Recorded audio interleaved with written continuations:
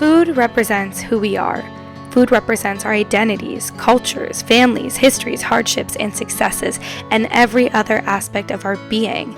Scholars such as Anne Allison and Japanese mothers Anna Bentos, as well as Rhonda L. Brulette and Michael D. Giovine in Edible Identities, all discuss this intrinsic connection between food and our identity. When we want people to get to know about us and our cultures, we invite them over for meals, we teach them how to cook our favorite foods, and we share about the food that we indulge in at home. And in doing so, we are educating about our identity and its relationship with food. When students leave home and go to college, their realities significantly change. For some students, they will no longer be able to eat the foods that represent them and are familiar to them. This can be heartbreaking and makes students feel severely homesick. For 7 years in a row, UMass Amherst has been rated #1 dining by the Princeton Review. UMass Amherst provides food from a plethora of different regions and cultures in its dining halls. Every day, the dining halls have food from all over the world, alongside more traditional American fare. At least, that is what the school advertises on its website. But is that the reality of the students who attend the school? Therefore, this leads me to my final research question. Can students of different ethnicities and cultures find foods that represent them in the UMass dining halls? And if not, can those meals be recreated given the restraints? Let's find out and talk to some UMass students.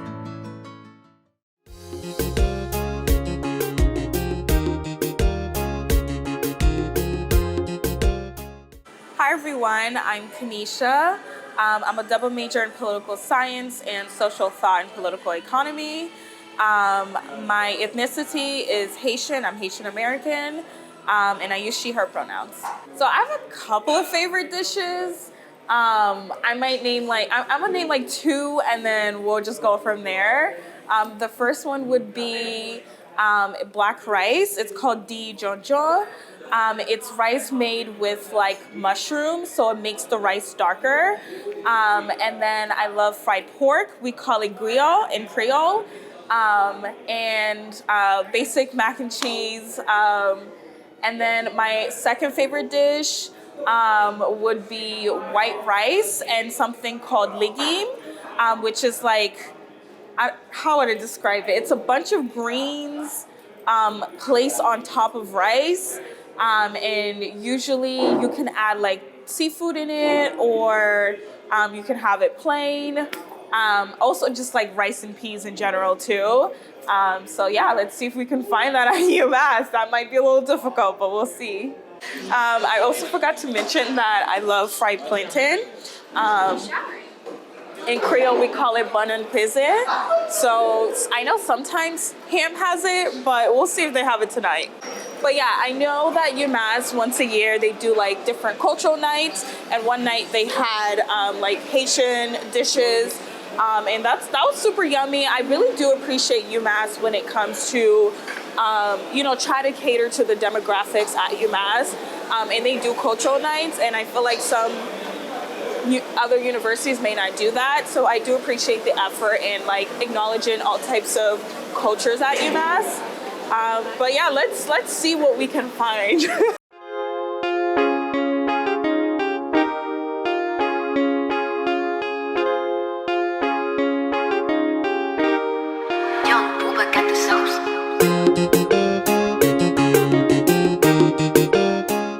As I mentioned earlier, I love macaroni, like Haitian macaroni. I think this was the closest that we could find, but yeah, it's one of my favorite dishes.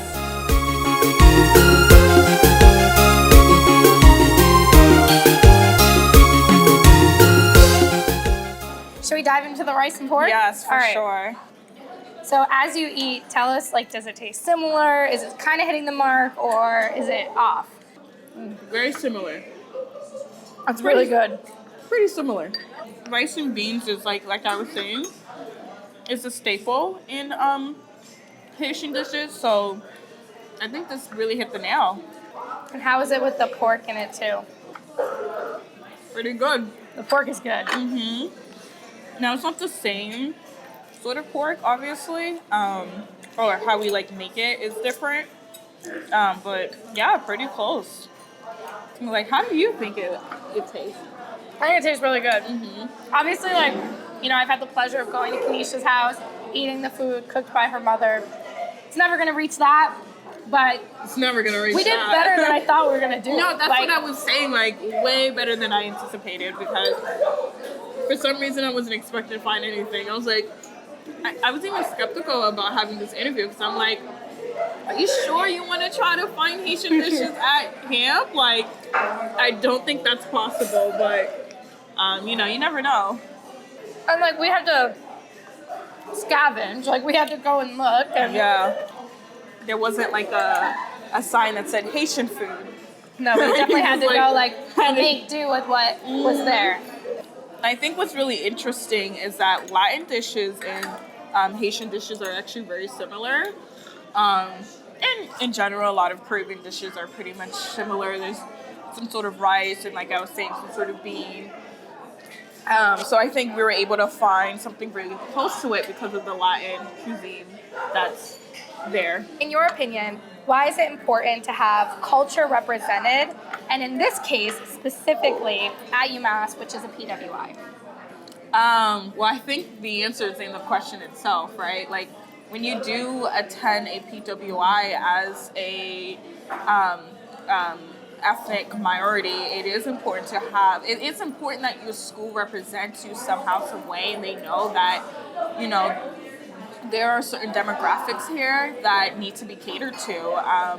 You know, it's just important to like realize that and, you know, put in that effort to make sure that, you know, we're acknowledged and know that there is a space for us, and know that, you know, UMass does care somehow.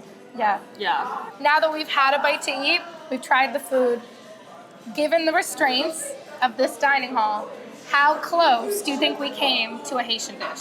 I'd give it a solid 5 or 6. Okay, halfway. That's better than you originally thought. Okay, halfway.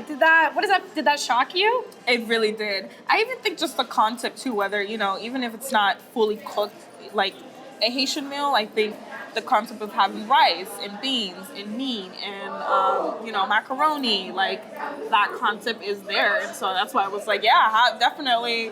Well, yeah, it's pretty, not bad. And we picked a random night too. Like this wasn't like, Yeah. we didn't look at the menu beforehand, nothing. No, We we just did showed up not. and we were like, are we gonna be able to find the components that we need? In your opinion, after this experience and after the cultural nights and the other things that UMass does, overall, are the dining halls at UMass Amherst, one, extremely inclusive, meaning representing many foods and cultures, two, moderately inclusive, students can make do with what they have and kind of find their cultural dishes through what they're given, or three, ultimately exclusive, meaning that students of different cultures and ethnicities cannot find their cultural dishes at UMass. How would you rate it in that scale? I would choose option 2, moderately inclusive. Yes, I do think you can make do with what UMass has. Not all cultures are represented, and so I do think there should always be an emphasis on that in trying to make UMass you know, do better when it comes to representing cultural dishes. But overall, I would say you can make do. And it's not super exclusive, because you do have Asian cuisine, you do have Latin cuisine, and so like those deserve recognition as well. All right, well, thank you for coming problem. and sharing your Haitian culture with us and the nutritional anthropology class.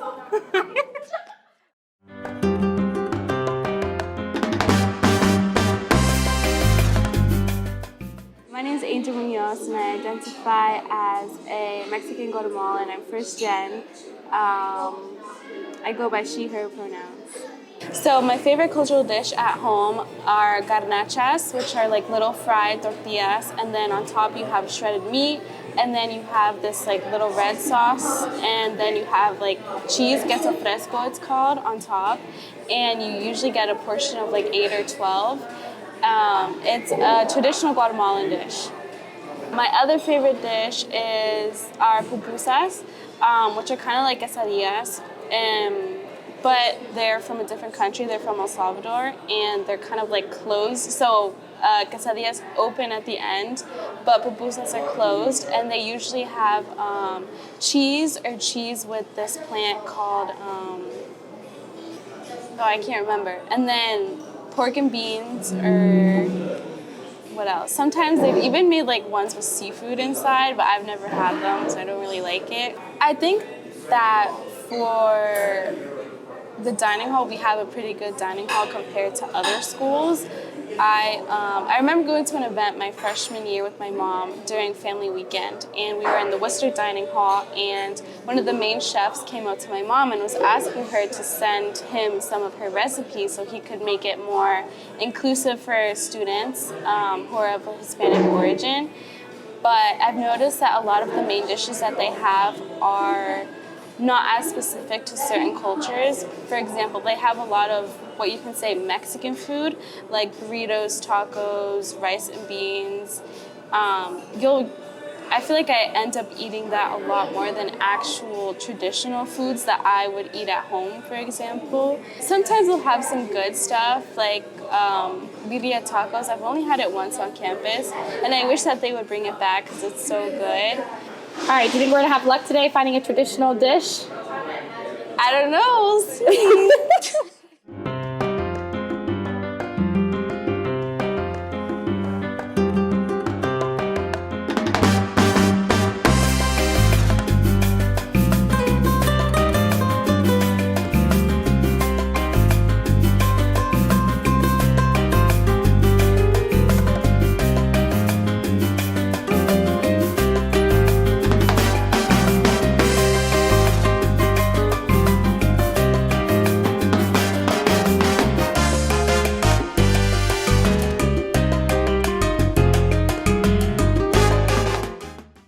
While we eat, can you talk a little bit about how do food and culture intersect for you?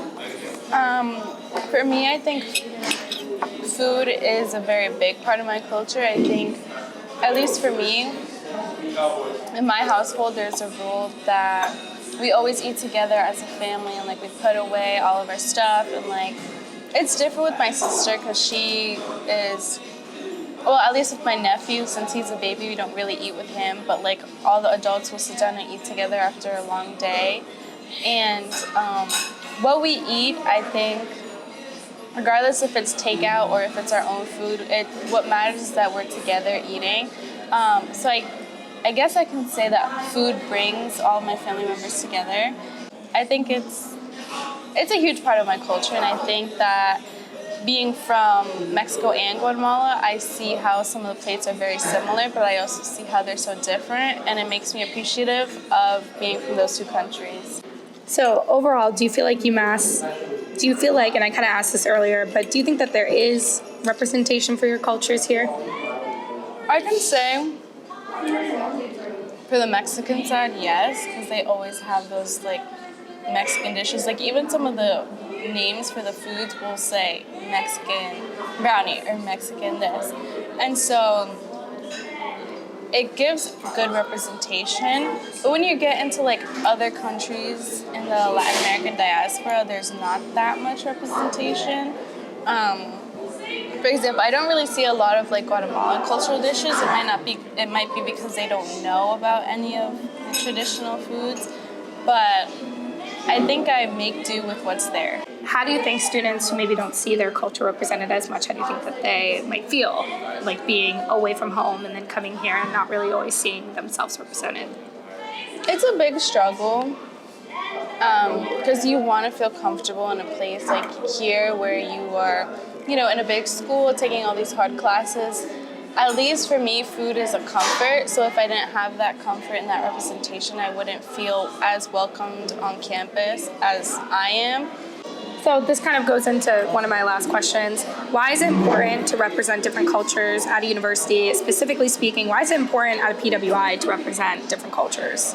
I think that bringing in different cultures is essential in a community like UMass because I feel like I find myself feeling a little lost being at a PWI. And for example, this weekend I went to an event at Mexicalito where, it was at a Mexican restaurant, and I overheard some people in front of me kind of practicing their Spanish to get in, but it wasn't in a way that was genuine practicing their Spanish. It was kind of in a mocking way.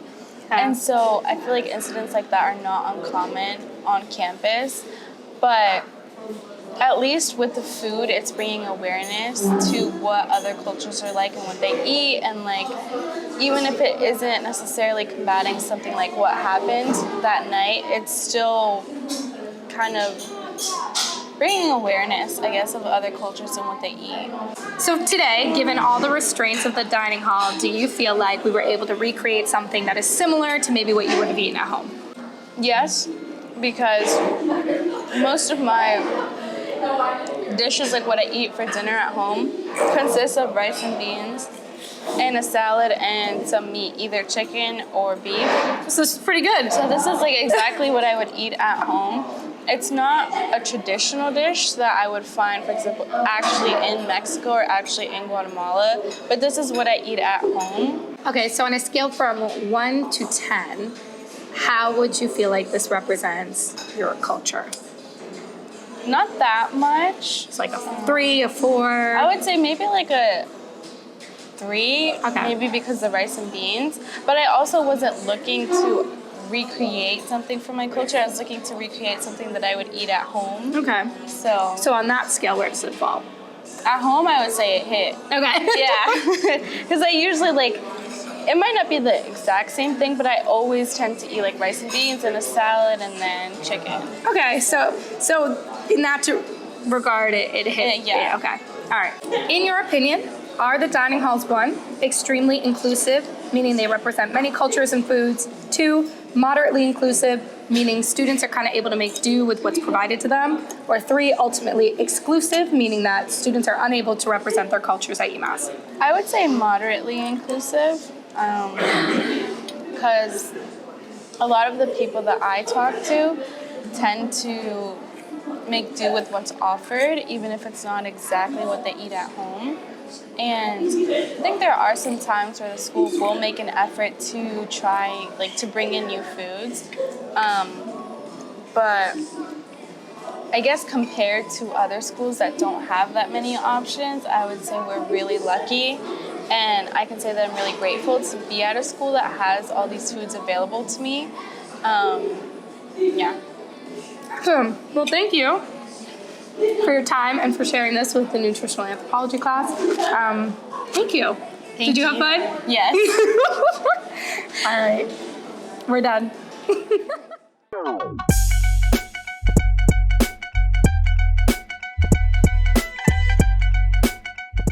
All right, so I'm Anvita. I am a public health sciences student at UMass, and I am a first-generation Indian American. I grew up in New Delhi in India, and I moved back to the States when I was 18 just to go to UMass. And yeah, that's a little bit about me. So growing up in New Delhi, I've certainly had a lot of delicious food, different kinds of street foods, foods that are more relevant to my culture in North India, foods that are more relevant to Indian culture overall. And some of the most authentic and delicious meals that I've enjoyed are rajma chawal, which are basically kidney beans and rice that can be either homemade or can be served at restaurants. I love street food. India is known for its amazing chaats and street food that is served practically in every major city across the country. And I love golgappe. I love the different bhel puris, and these are all basically puffy pastries with a lot of spices and chutneys and yogurt. I also really enjoy Indo-Chinese food, which is basically a combination of Chinese food with Indian flavors, and I think that is, again, a great type of meal to have when I'm in the mood for that. And yeah, just some of my favorite foods. Coming into UMass, I didn't expect the food program to be so phenomenal. Certainly, they do a great job at representing all the different cultures of the world, different types of food from all these variety of ethnic backgrounds, I would say. And so my culture, specifically Indian culture, is very well represented on campus. You can almost find Indian food in every dining hall every other day of the week. And they also have a variety of Indian food, so it's not just the same food over and over. There's different types of lentil, lentil dishes, vegetarian and non-vegetarian dishes. There are certain types of breads that they offer, and so there's definitely a lot of variety when it comes to Indian food on campus. Do you think we're gonna have good luck doing this? Yeah, I'm excited. I love showing people food from my culture, so I'm so glad we're able to do this today.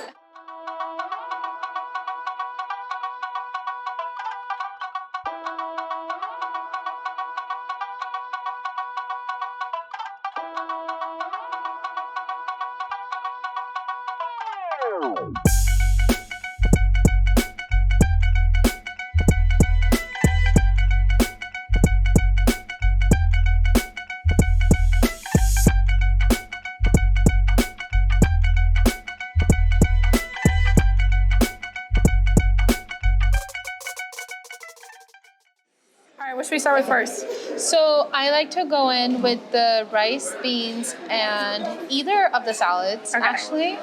And so when we were in line, you were kind of talking about how like the beans that we're about to eat are the same beans that you mentioned previously, but they're cooked in a different style. They're cooked in more of the Latin American style, not in the Indian style, correct? Yes. So the beans that we're having here are red kidney beans, and this is what we call rajma in India, and this is a very popular dish in the northern part of India where I'm from.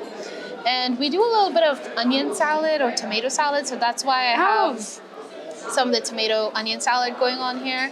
So what's interesting is that even if UMass doesn't have Indian food per se, the Latin food always kind of makes up for it. So with the color of the food, you can also really see that it's pretty flavorful, and that's what I like. I definitely like my food to be vibrant. That's what I grew up on. You know, like I love cauliflower, don't get me wrong, but that doesn't entirely look appealing. Yeah. You know?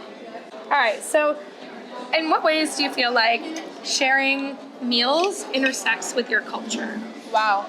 I know it's such a deep-rooted, long question, but Yeah, so I like to say this all the time. I'm Indian. I'm a very informal gal. I love sharing my food, my meals.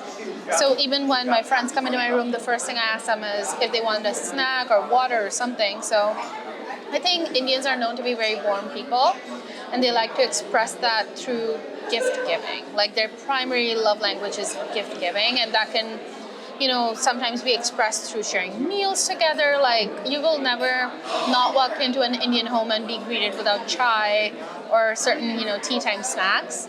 yeah. So similar to that, for me, you know, just sharing my food is comforting. I don't like having my meals by myself, so it's nice to be able to sit down with good friends like Molly, you know, time and again and enjoy some of this, you know, delicious food. Yeah.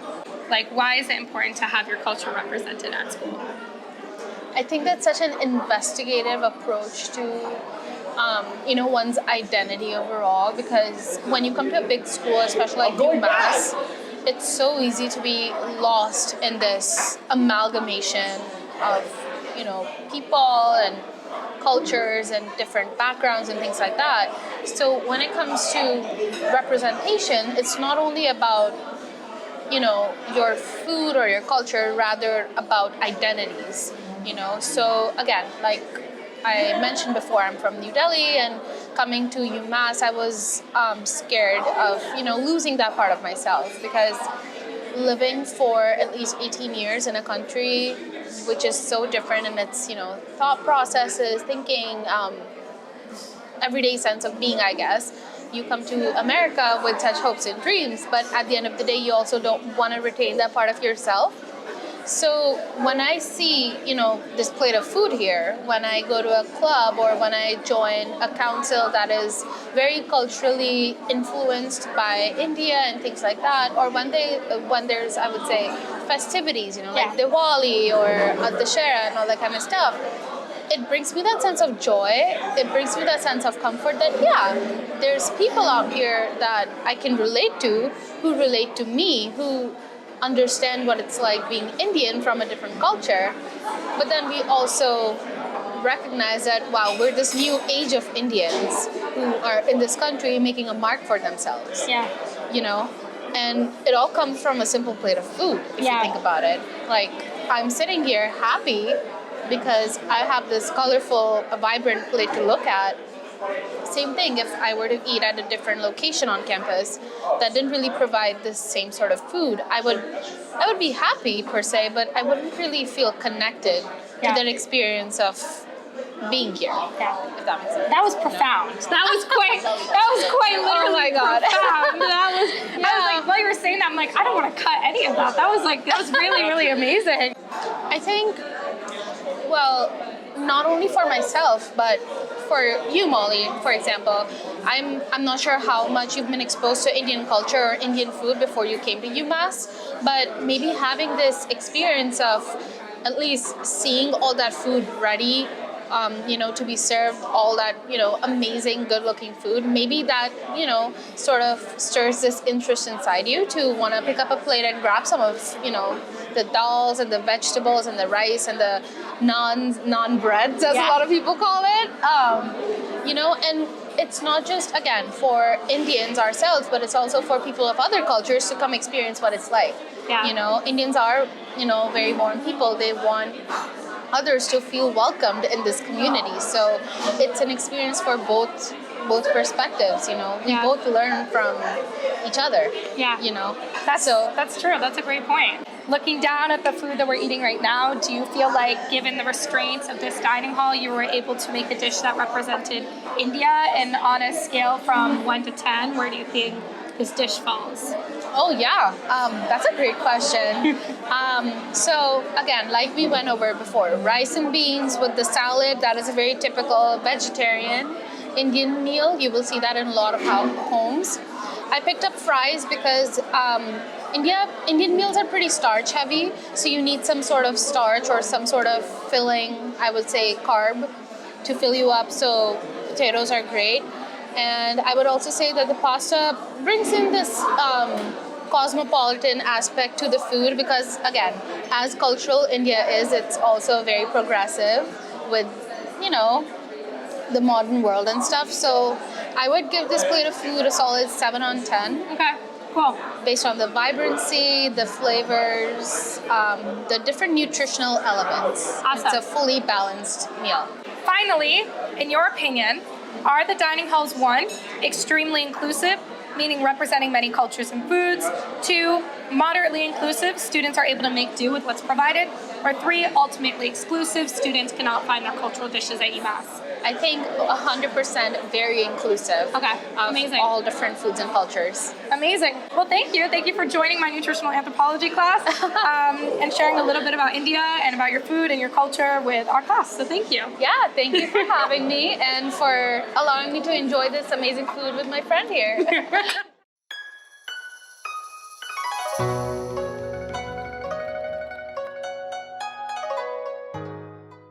Hi, my name is Dylan Nguyen. I'm a bio major. I identify as a Vietnamese cis man. As like a Vietnamese American, I have quite a few favorites, of course, in Vietnamese food. I love pho đặc Viet, which is a beef pho that has also beef tripe, a few other bits, cartilage. That's a favorite. Another soup, Vietnamese soup that's my favorite is bún bò Huế, which is a spicier soup that comes from the central region of Vietnam. It also has like pork blood, meatballs, very similar fare to pho, just spicier and has a slightly different spice profile. All right, amazing. Okay, well, whenever you're ready, we're going to start our adventure on the dining hall. Yep.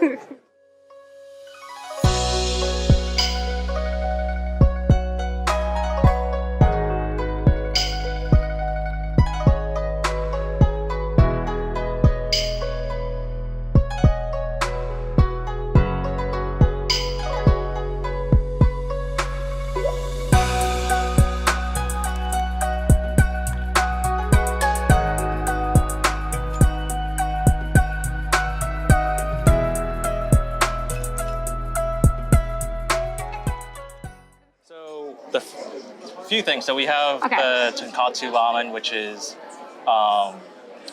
udon noodles, which are like kind of thick, chewier rice noodles. There's some spinach. They have a hard-boiled egg. Traditionally, it's a soft-boiled egg, but UMass will never have a soft-boiled egg available. And then they do fried chicken. Typically, katsu chicken is more like a panko bread fry or like a tempura fry. They have, so it's kind of like chicken tenders. Okay. Not bad substitution. And then it's curry.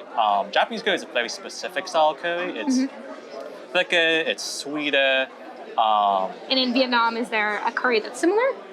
Vietnam has a kind of slightly different curry. It definitely follows more of the Indian style, where it's a little thinner, it's a bit more spicy, it's a bit more fragrant. Okay.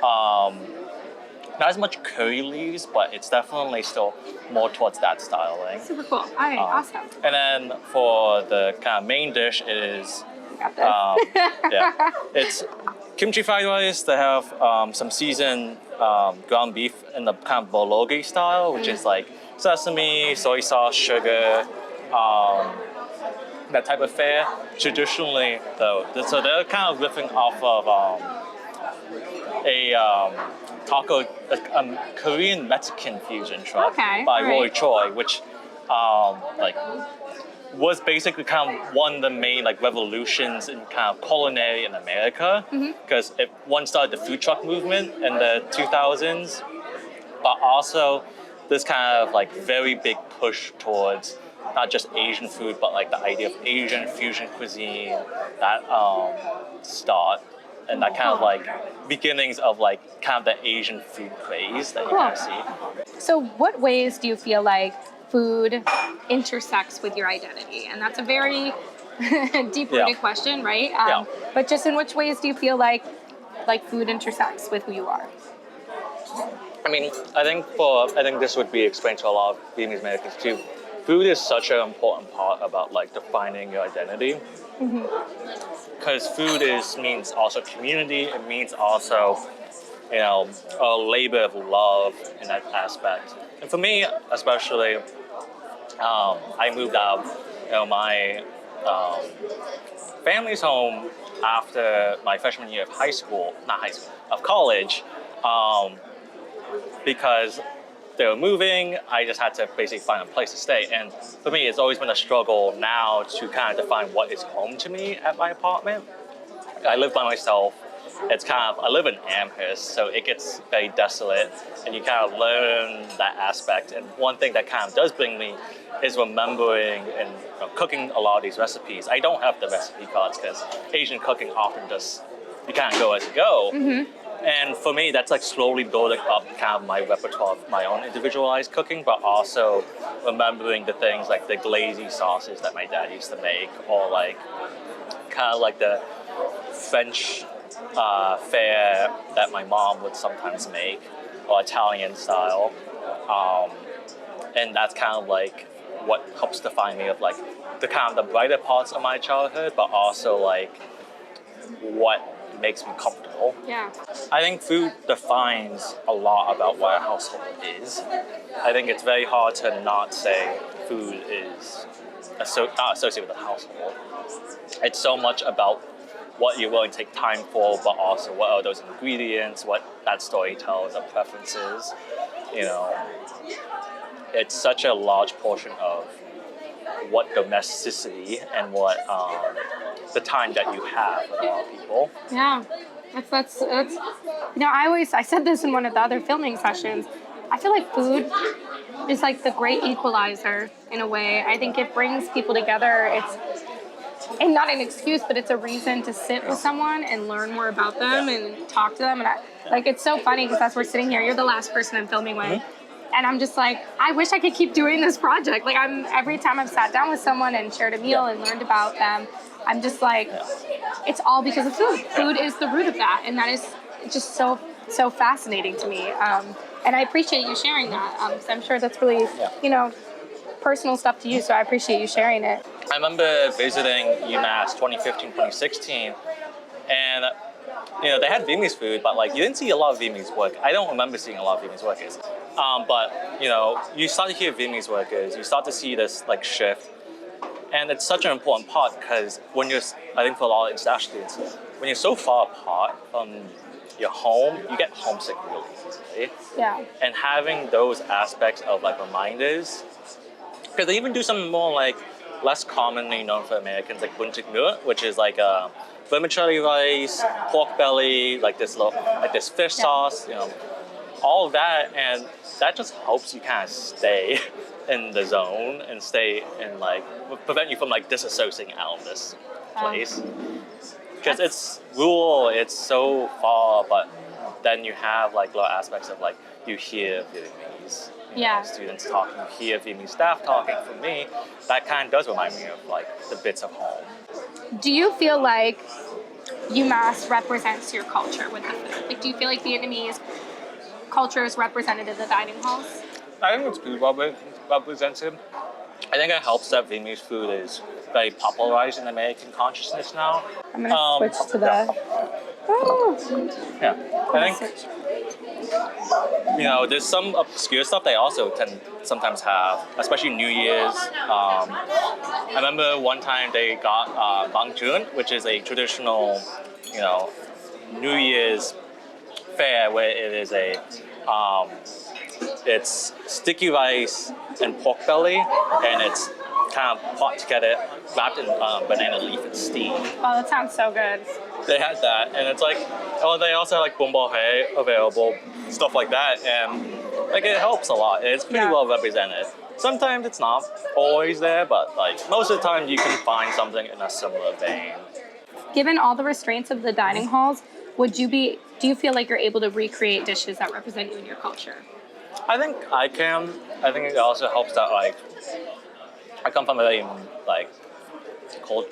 a family background that we are very culinarily diverse, and we embrace that.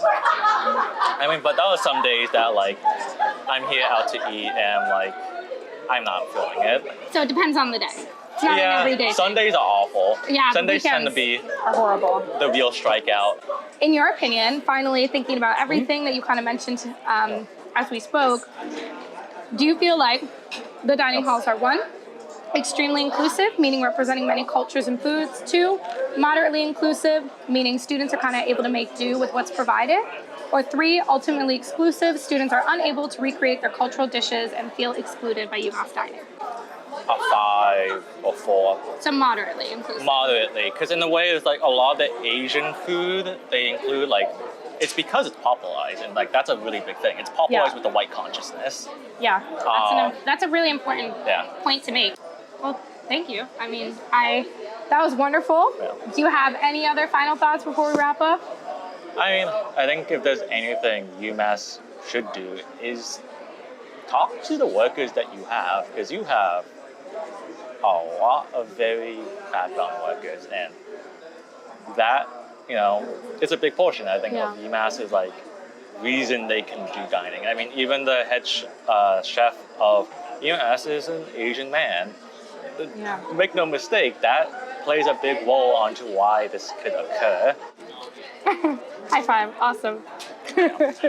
Thank you. No problem. That was great.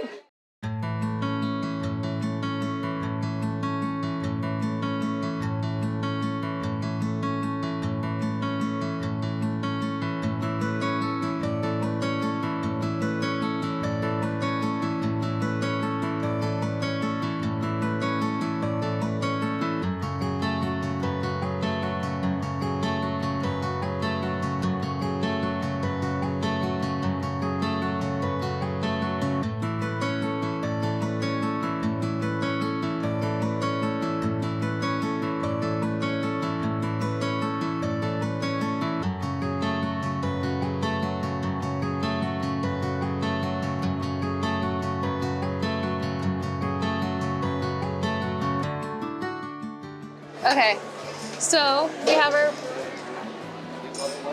Do you want to be in it? Yeah, very good. Okay. Thank you very much. Good job. Thank you. Please, I have to supervise. Thank you. Number 1 supervisor.